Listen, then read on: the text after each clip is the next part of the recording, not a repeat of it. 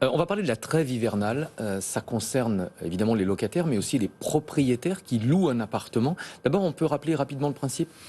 Le principe est simple, hein, ça a commencé il y a 65 ans, et le principe consiste à protéger les locataires d'une décision d'expulsion.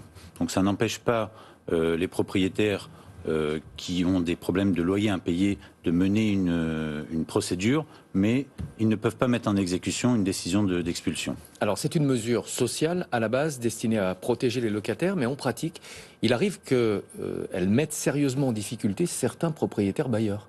Absolument, puisque pendant un certain nombre de mois, ils ne vont pas pouvoir toucher leur loyer. Et donc, bien souvent, les biens immobiliers sont financés par des crédits, donc on ne peut pas rembourser son crédit, c'est un enchaînement de problèmes. Mais c'est souvent parce qu'on n'a pas anticipé. Alors, qu'est-ce qu'il faut faire en amont pour éviter de se retrouver dans cette situation? Alors, le principe de base, c'est bien sûr La garantie. de discuter d'abord. Et si on a entre le propriétaire et le locataire un intermédiaire qui peut arranger les choses, il faut être très en amont. On a bien vu que depuis justement que l'on anticipe sur ces problèmes de loyer impayés, il y a une baisse considérable du nombre de demandes d'expulsion. Ouais. On est passé entre 2014 et 2019 de 174 000 à 153 000 demandes. Donc il y a une vraie tendance à la baisse parce qu'on anticipe. Donc ce qui est important, c'est bien sûr d'anticiper les problèmes que l'on a. Et puis, il y a des dispositifs qui existent. Il y a des fonds qui ont été dotés, que ce soit pour les locataires, il y a un fonds de 30 millions, le FSL qui a été doté. Pour les propriétaires, il y a un fonds de 20 millions. Donc, il faut anticiper, solliciter les services sociaux, solliciter son gestionnaire de biens. Nous sommes là pour justement faire l'intermédiation entre les propriétaires et les locataires. Et moi, j'avais une question, parce que souvent, on nous dit, est-ce que c'est pas mieux de discuter en amont avec, vous parliez de discussion, de compromis avec le locataire, parce que parfois, vous avez des locataires qui, effectivement, ne peuvent pas payer le loyer dans son intégralité, mais qui pourraient peut-être le faire partiellement, mais qui, comme du coup, rentrent en conflit systématiquement avec leur propriétaire bailleur, eh ben, ils font rien du tout. Est-ce que ça peut pas être une solution pour les investisseurs qui nous écoutent, les propriétaires bailleurs qui nous écoutent, d'essayer de négocier très simplement et très calmement avec le locataire qui est en train de traverser une mauvaise passe et de lui dire, bah, écoutez, pour l'instant, donnez-moi ce que vous pouvez et on fera les comptes à la fin de l'année ou autrement. Mais est-ce que ça peut pas être une solution de médiation quelque part? Alors, comme je le disais, en tout état de cause, la discussion en amont permet de trouver des solutions. Lorsqu'on prend le problème trop tard, c'est souvent difficilement récupérable. Donc, bien sûr, la discussion en amont est une solution. Les administrateurs de biens sont des intermédiaires importants qui peuvent jouer un rôle d'intermédiation. Et surtout, on est sensible à des signaux faibles que d'autres ne peuvent pas percevoir. voir. Voilà. Et donc, prendre le problème en amont est la solution pour pouvoir mettre en place tous les dispositifs qui existent. Et il y en a un certain nombre, parce que sinon la procédure est longue. C'est ça, c'est en fait l'enjeu, exactement 18 à 24 mois. Mais l'idée, c'est justement de se dire, est-ce qu'on peut pas éviter le contentieux pour faire ça de manière plus apaisée et donc justement ne pas risquer carrément plusieurs mois d'impayé de loyer, voire plusieurs années? Oui, prendre en amont et oui, se protéger. La garantie des loyers impayés, c'est une des solutions. Malheureusement, les particuliers qui louent leurs biens n'y ont pas forcément accès facilement ou n'y vont pas spontanément, alors que les professionnels le proposent. Et surtout, ce qu'il faut se dire, c'est que 30% des biens loués sont loués de gré à gré entre les particuliers et les locataires. Donc, passer par un professionnel permet d'avoir accès à ces outils de protection. Et bien sûr, c'est une façon d'anticiper aussi que de prendre une garantie des loyers impayés. Est-ce que les locataires ont intérêt, eux aussi, à nouer ce dialogue en amont, plutôt que de faire la politique de l'autruche et de laisser les dettes s'accumuler? De toute façon, la première chose qu'on va chercher à identifier, c'est la mauvaise foi. Donc, si on a un contact en amont et une discussion en amont, on est en dehors de la mauvaise foi et on trouve des solutions ensemble. Mais en pratique, j'imagine que les locataires ne vont jamais vous appeler et dire « j'ai des difficultés ».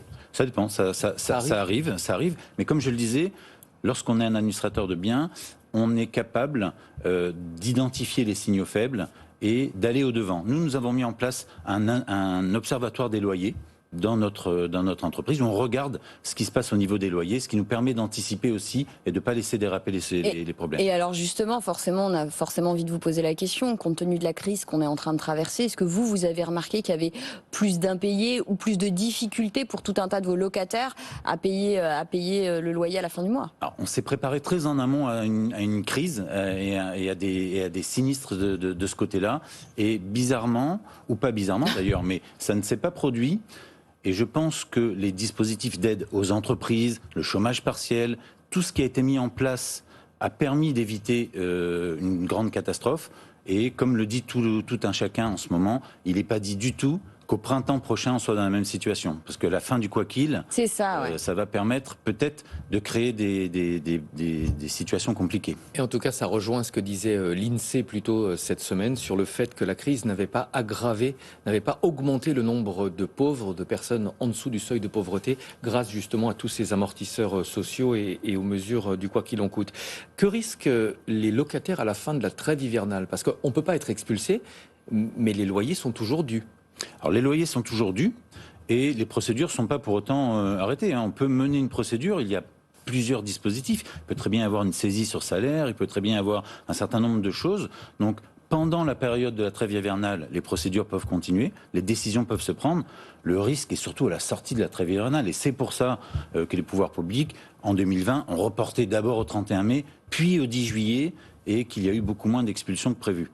On entend souvent qu'on ne peut pas expulser un locataire qui paye son loyer même partiellement. À partir du moment où il y a une forme de paiement, ça rend les expulsions très difficiles, c'est vrai? Elles sont plus difficiles, mais ça ne les empêche pas.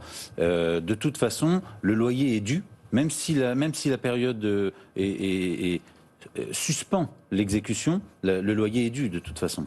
J'aimerais savoir aussi quel est le rôle d'un cabinet de gestion, comme vous. Le rôle d'un cabinet de gestion, d'abord, est de jouer un rôle d'intermédiation entre le propriétaire et le locataire. Et surtout, c'est pas une situation facile, l'expulsion, que ce soit pour un propriétaire qui n'a pas l'habitude ou pour un locataire.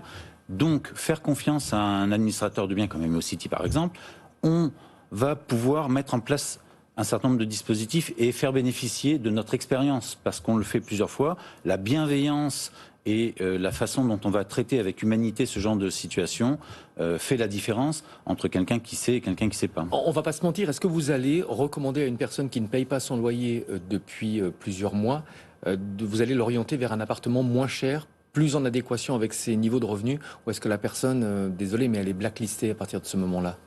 C'est sûr que nous, en amont, on fait une étude assez sérieuse. C'est pour ça que les propriétaires nous confient leurs biens sur la qualité des locataires. Donc, c'est pas notre rôle d'aller orienter vers d'autres logements. Par contre, effectivement, on ne pourra pas expulser si jamais il n'y a pas de solution de logement. Merci beaucoup pour toutes ces explications, pour cet éclairage. Patrick Frigo, directeur général d'ImmoCity. Et merci Marie-Cœur de Roy, puisque hier, pareil, je ne vous ai pas dit merci. Non, c'est vrai, et je me suis vexée comme un fou après. Marie-Cœur de Roy, tous les matins dans le Club Immo. Alors le Club Immo c'est le mercredi. Non mais Stéphane on peut le pardonner. Mais tous les matins quoi qu'il arrive, il remplace Cédric. Mais c'est toujours un plaisir de vous avoir Stéphane, ne vous inquiétez pas. Cédric revient lundi, rassurez-vous. Ouais. On marque une pause, juste après on fera un point sur la séance en cours à la Bourse de Paris. Ce matin le CAC a franchi la barre des 7000 points. On va y revenir avec Nicolas Chéron, stratégiste marché chez Zone Bourse. À tout de suite. BFM Patrimoine, l'émission